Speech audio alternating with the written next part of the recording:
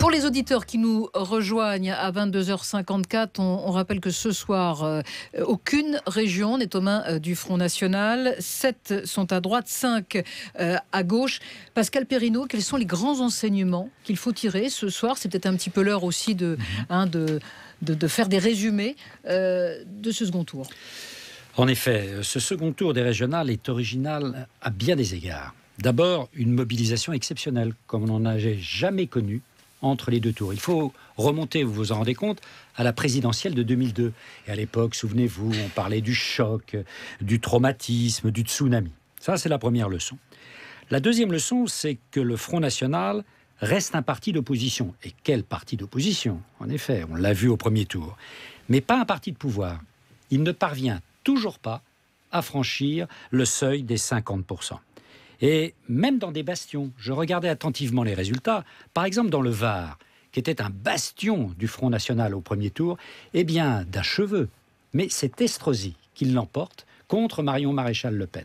Même chose pour M. Xavier Bertrand, dans le bastion du Pas-de-Calais, il l'emporte nettement contre Marine Le Pen. Donc on voit bien là qu'il y a encore un verrou pour une dynamique majoritaire du Front National. Or maintenant, la dynamique, ça va être la majorité absolue, puisqu'on s'achemine vers la présidentielle.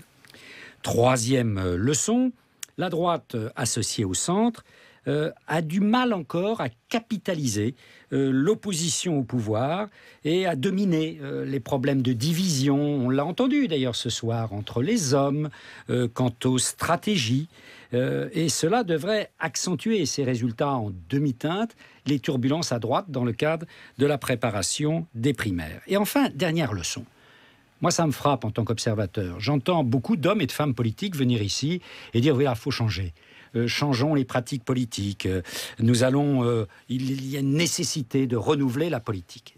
Et il y a peut-être dans les chiffres quelque chose qui devrait faire réfléchir. J'ai regardé dans les 12 régions ce soir, il n'y a que 3 régions où des listes arrivent à franchir la barre de 50%, c'est-à-dire rassemblent de manière claire une nette majorité, non pas un gros tiers. C'est la Bretagne. C'est la Bretagne avec M. Jean-Yves Le Drian, mais un Jean-Yves Le Drian, souvenons-nous, qui n'était pas associé ni avec les Verts, ni avec un front de gauche qui, de toute façon, en Bretagne, était tout à fait marginal. C'est une personnalité. Un homme aussi, c'est une gauche particulière, la gauche bretonne. C'est une gauche assez ouverte à une tradition centriste. Et puis les 2 autres hommes qui dépassent les 50%, eh bien, c'est M.